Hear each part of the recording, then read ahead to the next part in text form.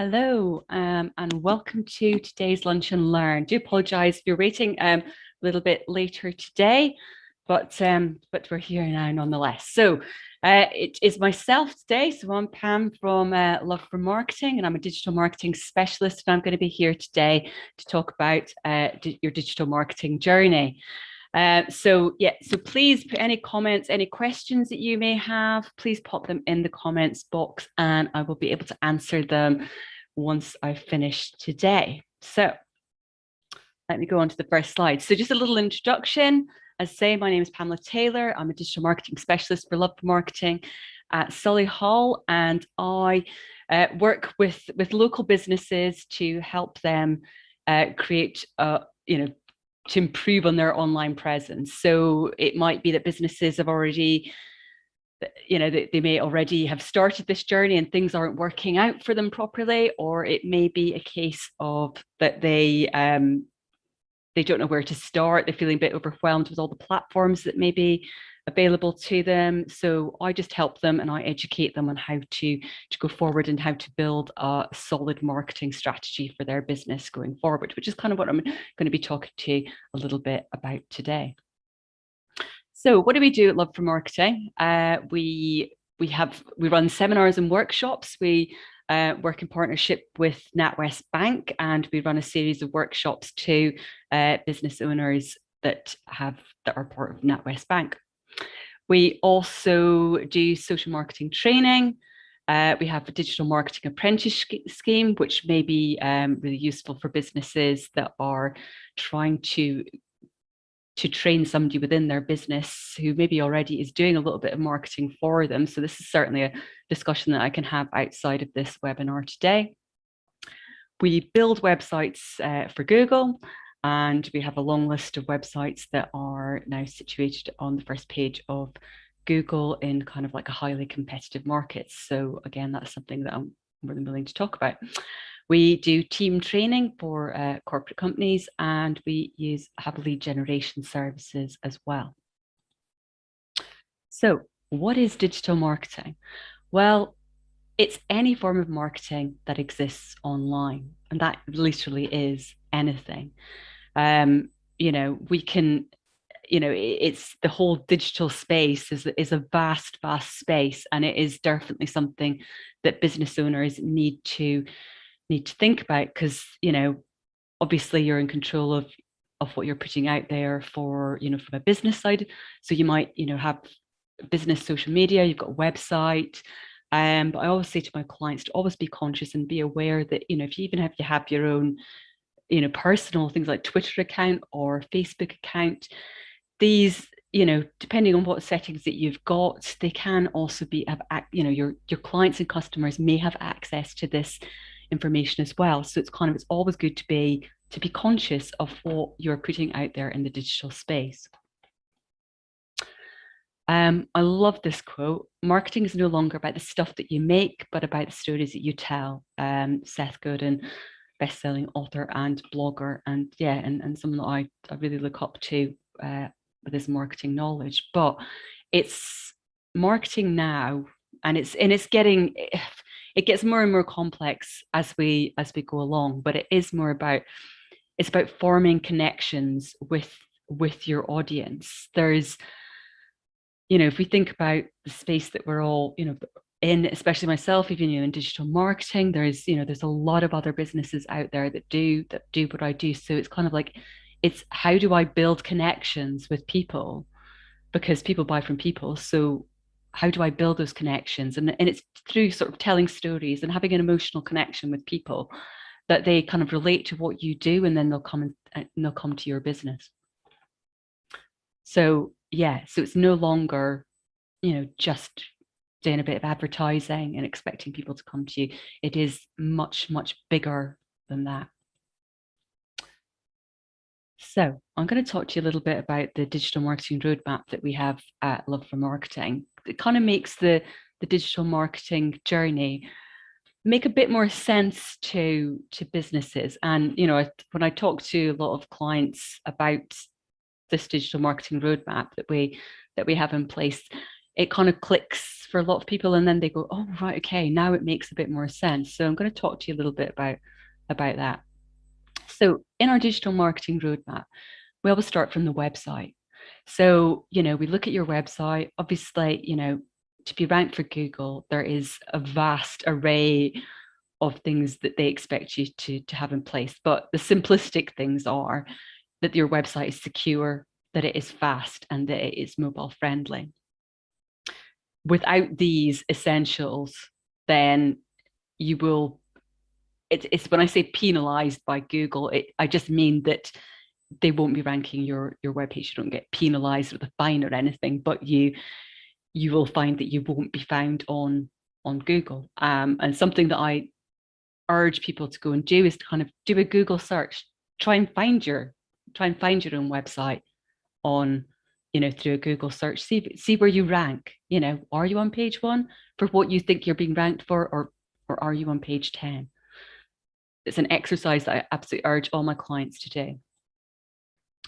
So once you've got your website, then we look at SEO, and look at keyword analysis. Obviously, if you're in a highly competitive sector, then you want to be looking at keywords that maybe will reflect what you do. Maybe you niche in a certain area. Maybe it's more about a local search that you want to think about. So we break that down in a keyword analysis to try and get you placed in page 1 in the rankings. And we look at dedicated pages for each service that you offer, so that you can be found for those services as well. We look at Google Ads. It's not necessarily for every single business, but if it is, again, it's kind of like keyword analysis for ads, and it instant leads with benefits for SEO. So we break that down again to see if it is good for your business. I have had clients who've come on board who've been using Google Ads already, but actually their website and their SEO isn't in place. So we've kind of had to stop the Google Ads and go back and do that before we then focus on Google Ads. Next, we look at Facebook ads. Now, I would normally look at Facebook ads in conjunction with a social media strategy already. So these two, Facebook ads and social media marketing do for me run alongside each other. Obviously, with Google Ads, people are already searching for you. They're doing the keyword search on Google to find your type of business. Within Facebook ads, it's slightly different. You're disrupting the process. You're kind of telling them that they need you. So it's a slightly different type of advert. Then look at social accounts. As I say, I would be running that alongside Facebook ads as well, looking at your individual databases, targeted fans, your audience, that type of thing, and how do we leverage your content going forward. We look at closed groups. So groups obviously is huge in Facebook at the moment, and kind of like, growing your audience and giving your audience a bit more value within those closed groups. So whether they're paid for groups or whether they're free groups, it's kind of tribe groups, that sort of thing. It's about adding value to within those groups for your customers and clients as well. And you might have different tiers of groups as well. You might have a £10 a month type of group. You might have a £50 a month group, and these would be offering, there would be more value obviously within the £50 group. They would get more information than the one in the £10 group. So then obviously we then look at CRM systems. Maybe you have a CRM system. If you don't, kind of what you're doing with the CRM system, how are you recording your data and how are you feeding that back out to your clients? Email marketing, newsletters, offers, brand awareness, just reminding people that you're still there. So don't ignore the statistics. So as of Q1 in 2020, there were 2.6 billion monthly active users on Facebook. So although Facebook primarily was set up kind of as a place to share our photos with our friends and family, it's now become a bit more than that. And you'll see a lot of sponsored ads on Facebook and a lot of business types of sponsored ads on Facebook as well. So we can't ignore Facebook. So even if you are B2B and you are focusing mainly on LinkedIn, Facebook is still relevant and it is still a platform to think about.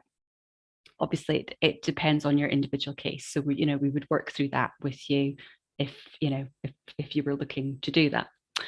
Instagram is the social channel with the second highest return on investment for marketers. So certainly if you're retail or you're selling a product, Instagram is definitely the place to be, and Instagram shops as well, definitely. LinkedIn is the second most popular social media platform used by B2B marketers, ranking only behind Facebook. Now, the good thing with LinkedIn, I'm actually running a LinkedIn challenge right now, and I will put those details within the comments section once I've finished this webinar today. But the thing about LinkedIn, of course, is that it is a business social media platform. Therefore, everybody that is hanging out there is there to do business. So their mind is in business. So it makes it slightly easier to target B2B in a platform that is very much focused on business. So as I say, I will put details of my LinkedIn challenge in the comments section. So how do we stand out? How do we stand out? I use my own business as an example, digital marketing. So, there's a lot of digital marketers out there. So what makes me different? What makes you different? You've got to think about your USP, which is, this is something that we talk about a lot in marketing. It's kind of what makes you stand out. Is it your story? Is it your background? Is it, that it could be that you've established for years and years, or is that you niche in a particular sector that makes you different to everyone else out there? We Love for Marketing, we work in partnership with NatWest Bank. So that, for one, makes us different from a lot of digital marketing agencies out there. And also that I, have sort of 10 years experience in e-commerce, retail, and digital marketing. So I've got, vast experience in the retail sector too. So it's kind of like think about what makes you stand out and what makes you different. So we're going to look at building a marketing strategy going forward. There are some things that you've really got to think about before you plow ahead with that strategy. And some key things, if these key things are missed off, then there could be massive chinks or massive parts of the chain that are missing, basically. So these are simplistic things. There's more detail involved in this, but first of all, you have to identify your customer, identify your audience. You can do that through building up a marketing persona. Again, I'll put a note in. There's many websites, but I tend to guide people to the HubSpot one, and it's just a free one where you can basically try and identify your customer. And it's not just one customer. You'll have different customers for different services and different products that you offer. So it's thinking about, it's breaking that down, and it is simply, as much as you're almost naming that person. You're saying what, where they shop, where they hang out. Do they go to the gym? Do they go, walks out in the countryside? It's kind of like nailing it as much as that. There's a lot. Do they own their own business? A whole array of things, and you can build up a pretty good profile. Now, the good thing with this is once you've identified your customer or various customers, it makes it so much easier to target them. It's kind of, you just go, oh, right, okay. So, for instance, if you're about to do a Facebook advert, once you've kind of nailed your customer, filling in the details for your Facebook advert becomes very easy. You kind of know, straight away what image that you're picking, what text that you're putting out there, and what demographics to select because you've already done that work prior to it. So it is a really, really useful exercise. How do you attract your audience? What do you do in order to attract them? So as I say, once you've built up this persona, it becomes easy. You kind of really understand and you really get almost in the head of that person. You're like, okay, you know what you need to do in order to attract them. But you need to think about things. What do you want to achieve? So, once you've attracted them, once you've put, a Facebook ad out there, once you've put any type of digital content out there, what do you want to achieve? Because actually, if you don't know what you want to achieve, it's not going to work. You need a call to action, a simple call to action. So, just for example, if you were putting a post out on Facebook, say for instance, and the what you want to achieve by putting, a particular post out is that you want people to, say, like me, join your LinkedIn challenge. You need to have a call to action in there.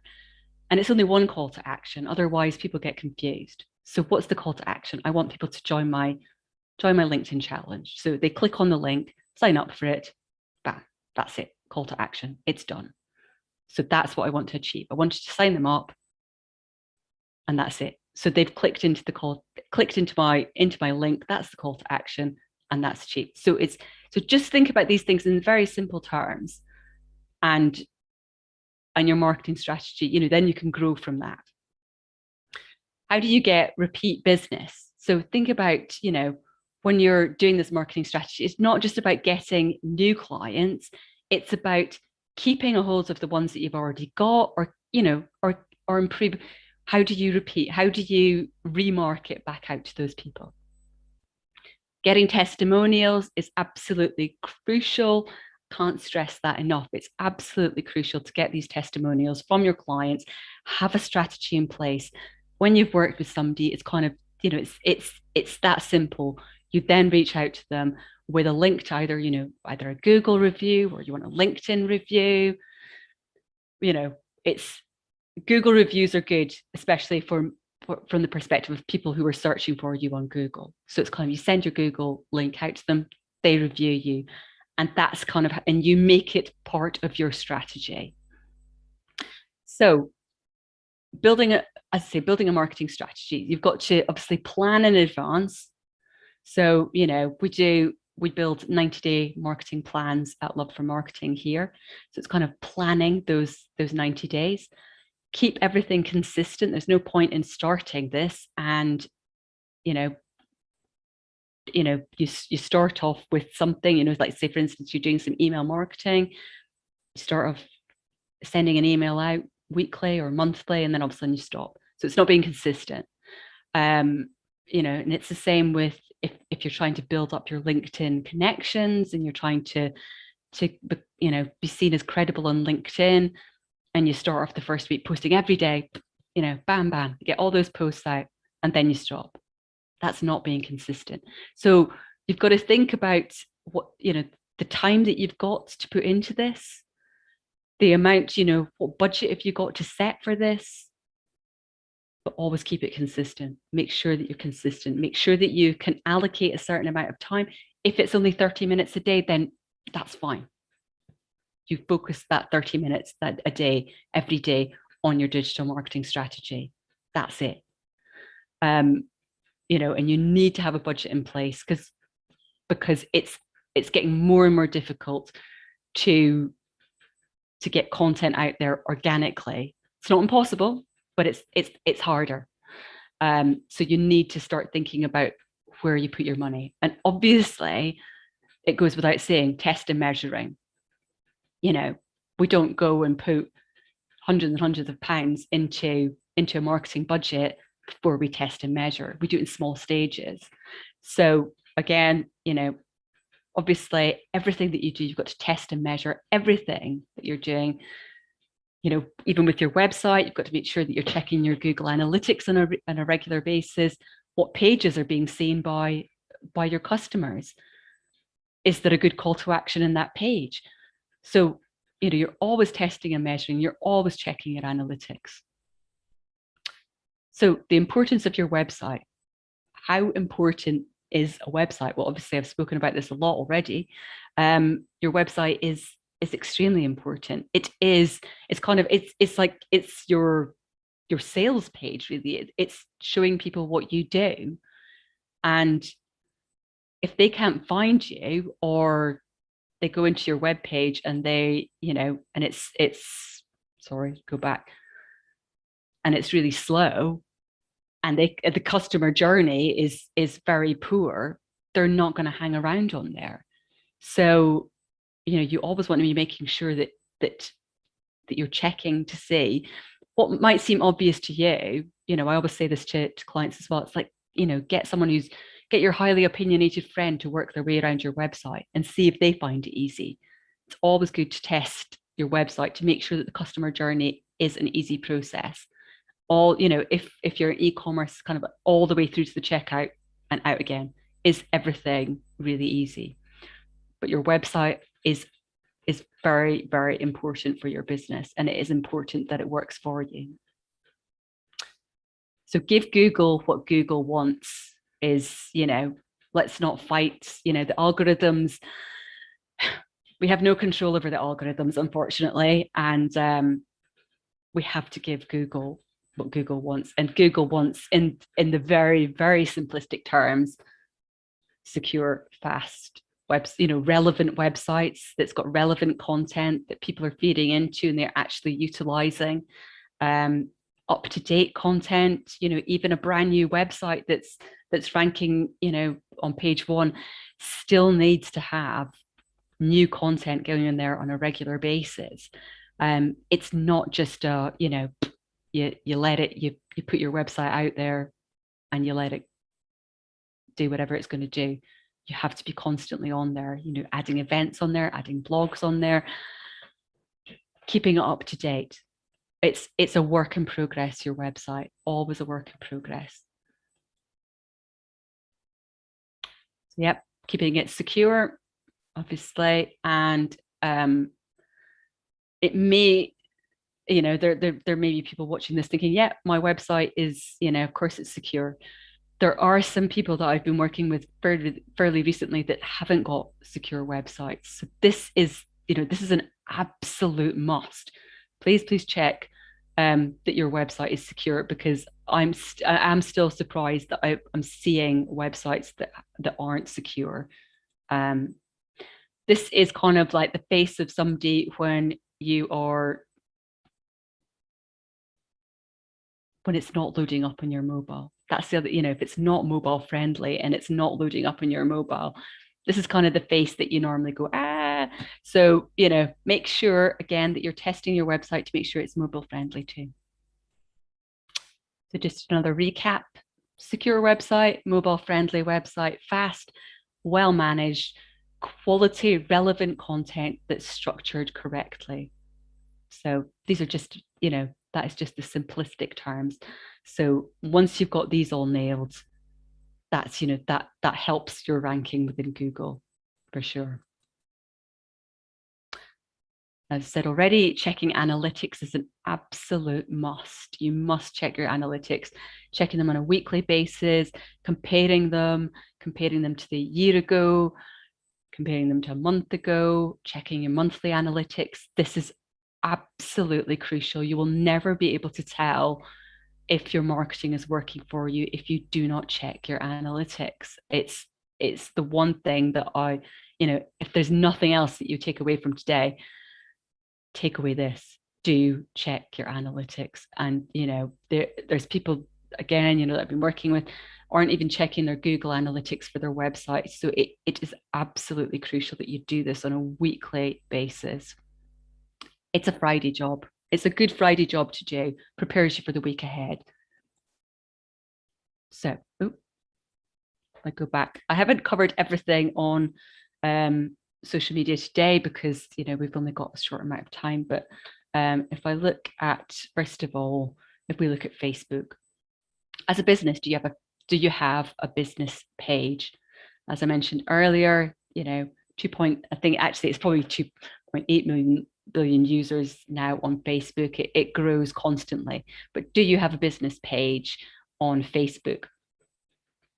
Algorithms within Facebook are changing fairly regularly, which is why people like myself and other digital marketers out there, we keep up to date with it on a regular basis. We can see on a day-to-day basis what is changing. Even when there's not announcements, you can tell on a day-to-day basis that something has shifted within the algorithm. So it's our job to keep up to date with the algorithm so that we can then educate you and your business on where, on what to do with the content that you're putting out there. Facebook advertising.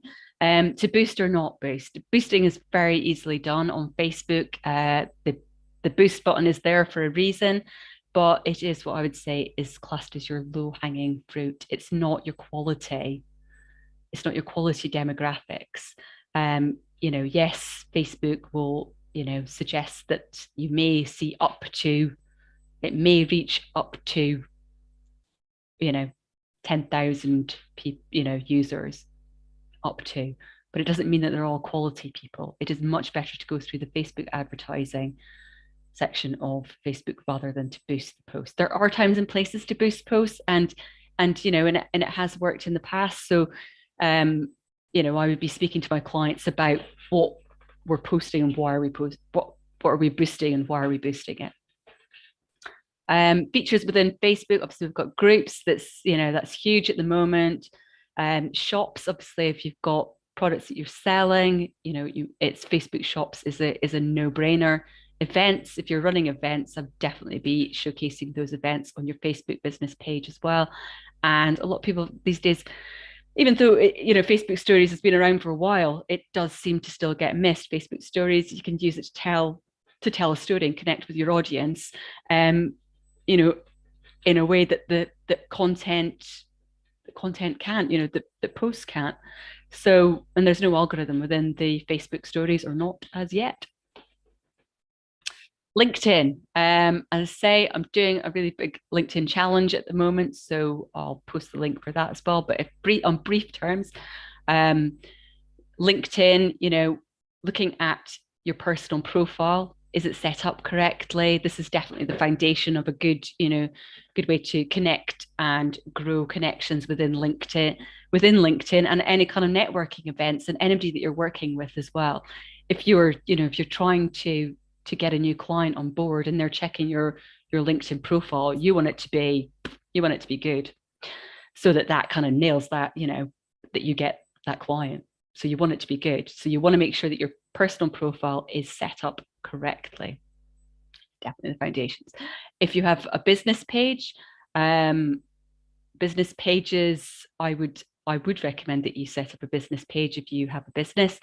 And I explain all about that in my challenge, actually. But yes, I do. It is a slow burner to set up a business page, and it does take a lot of work to kind of grow. And you do tend to get less engagement, but it is a place to kind of showcase what your business does. And if your client base is on LinkedIn, then it's kind of like it's your website within, it's like another sort of website, if you like, within LinkedIn. So people, when you're on LinkedIn, like you to remain on LinkedIn, and the algorithm, which is it's a bit of a secret that, LinkedIn don't talk about their algorithm very often, but there is lots to suggest that LinkedIn like you to stay in LinkedIn. So if you're guiding people to the business page, then you're going to get more engagement there. So I think I've probably answered all these questions. How important is it to be active on LinkedIn? It is very important to be active on LinkedIn.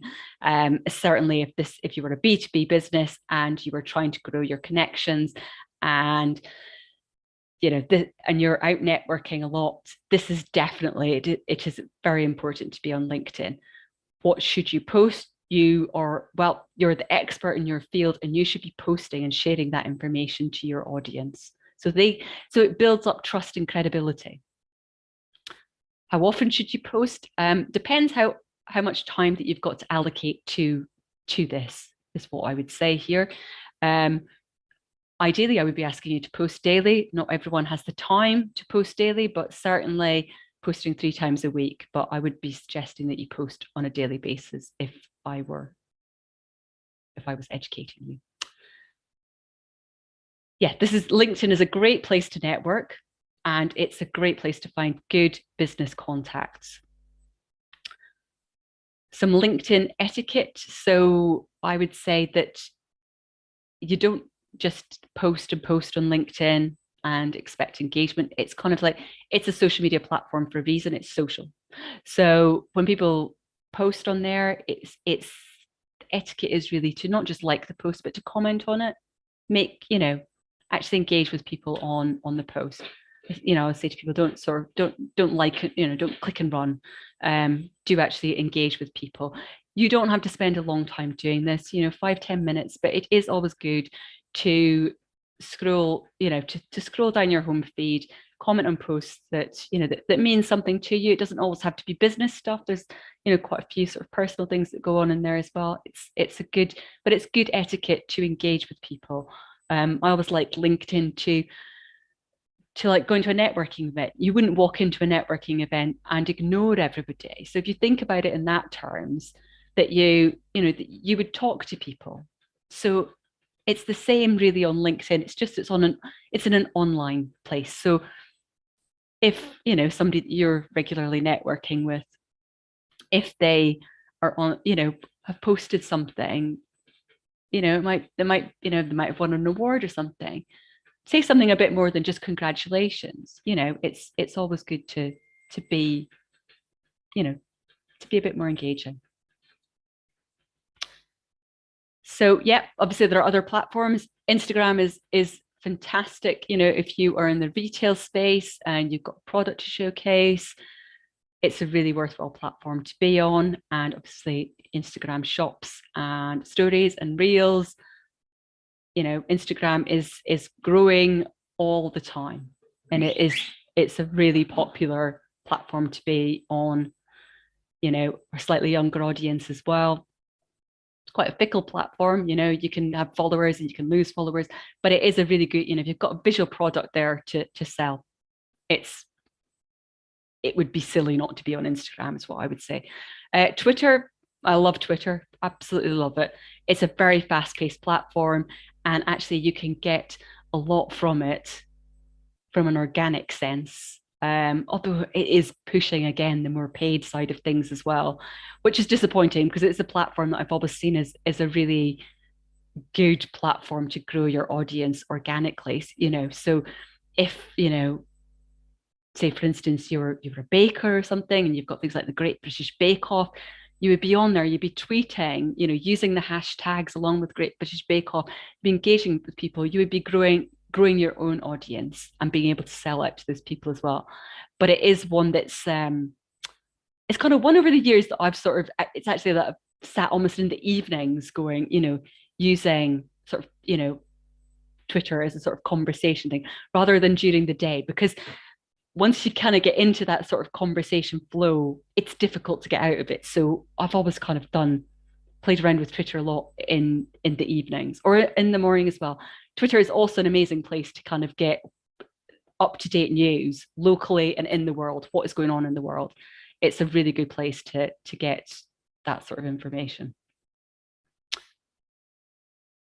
Just look here, kind of what could be taking traffic into your website.